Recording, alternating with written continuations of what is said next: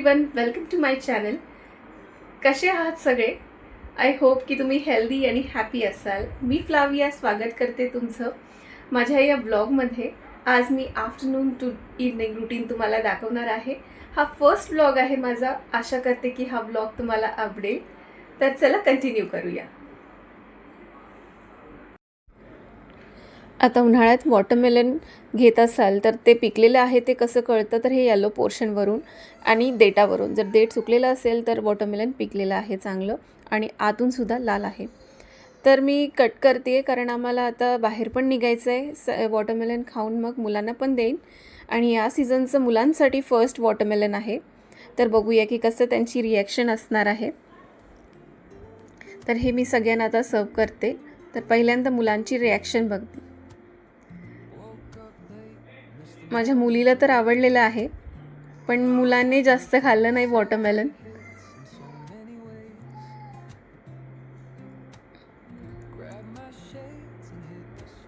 पण मुलीने खूप एन्जॉय केलं. तर आता वॉटरमेलन आम्ही सगळेच खाऊन घेतो आणि त्यानंतर आम्हाला जायचं आहे बाहेर आवरून.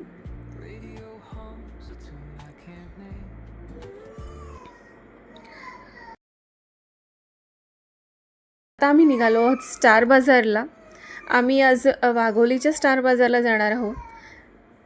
काही जास्त शॉपिंग करायची नाही आहे, पण फर्स्ट टाईम मी विजिट करणार आहे तिथे.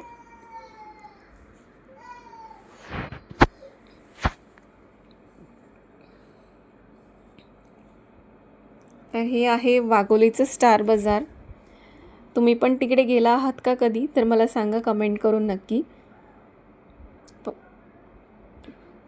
पहिले फिनिक्स मॉलमध्ये आम्ही गेलो होतो स्टार बाजारमध्ये आणि तिथलं बंद झाल्यावर आम्ही फर्स्ट टाईम आता वाघोलीमध्ये गेलो. जास्त काही घ्यायचं नव्हतं साहित्य, पण थोडंफार घेतलं आणि त्याचसोबत मला तिथे चांगली आज कढई भेटली जी ऑफरमध्ये होती, म्हणजे 50% ऑफमध्ये भेटली.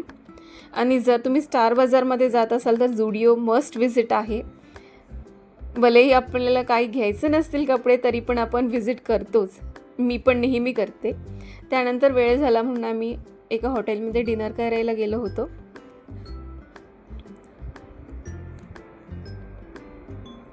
आणि डिनर करून झाल्यावर मग आम्ही घरी आलो.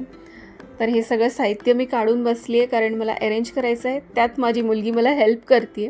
ती खूप एक्सायटेड आहे काय गोष्टी आपण आणलेत खेळायला तिच्यासाठी म्हणून.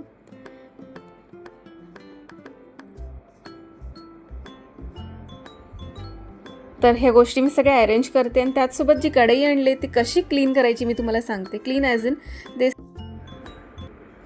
कढईवरचं स्टिकर आहे ना, पाणी घालायचं नाही अजिबात. त्याआधी तुम्ही थोडंसं गॅसवरती त्या कढईला गरम करा आणि एका नाईफने हळूवारपणे ते स्टिकर काढू शकतात. आधी पाणी घातलं तर ते स्टिकर पूर्णपणे चिटकून बसतं, मग ते चिकटपणा जात नाही. आता हे चांगलं घासून घेतली आहे कढई मी आणि त्यानंतर मी गरम पाणी ह्याच्यातून परत एकदा करून ते पाणी टाकणार आहे. आता कढई वापरायला रेडी आहे. तर मी आज एक रेसिपी म्हणजे गोड पदार्थ करणार आहे, शिरा, जो सगळ्यात इझी आहे. चला तर बघूया मी कसं करते. तर कढई गरम झाली आहे. मी ह्याच्यामध्ये 4 चम्मच तूप ॲड करते.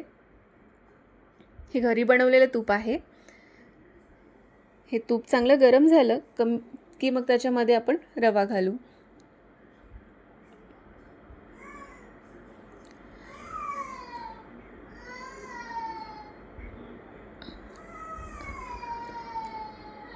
आता तूप गरम झालं आहे. मी यातमध्ये 1 वाटी रवा घालते आहे.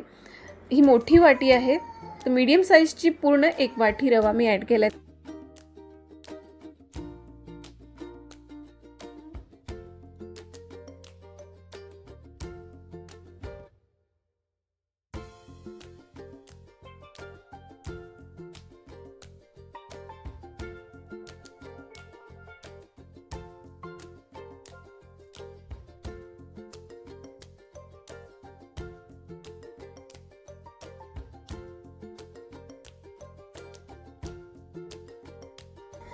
साईडला मी गरम पाणी करायला ठेवलं आहे.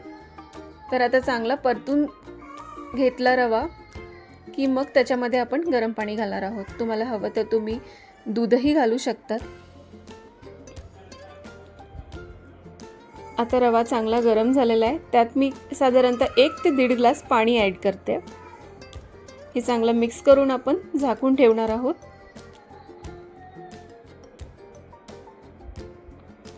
आता एक 5 मिनिटं अजून आपण झाकून ठेवू. आता पाणी आटलेलं आहे त्यातलं, तर मी आता ह्याच्यामध्ये साखर आता घालते. एक छोटी वाटी साखर मी घालते ह्याच्यामध्ये. तुम्हाला हवं तर तुम्ही कमी जास्त प्रमाण करू शकता साखरेचं, किंवा त्या बदलीत जॅगरी घालणार असेल ते पण खूप छान होतं. तर मी आता ह्याच्यामध्ये वेलची पावडर पण घालते. आता हे चांगलं आपण मिक्स करून घेऊ आणि मिक्स करून झाल्यावर आपण परत एक 5 मिनिटं झाकून ठेवणार आहोत साखर वितळेपर्यंत. चांगलं मिक्स करून घेते मी आता.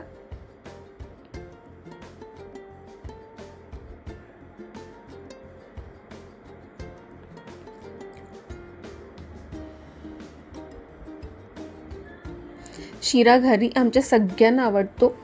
आपण लहान मुलांना आम्ही जास्त गोड देत नाही म्हणून मी खूप कमी प्रमाणात करते आणि कधीतरी करते. आता चांगलं मिक्स करून झालं आहे आपलं आणि आता झाकून ठेवूया. एक 5 मिनिटं चांगली वाफ देऊयात त्याला.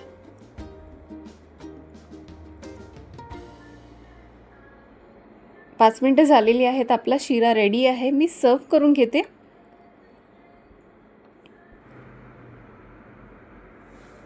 तर आजचा व्लॉग तुम्हाला कसा वाटला मला नक्की कमेंट करून कळवा. पुन्हा एका छानशा व्लॉगमध्ये भेटूया.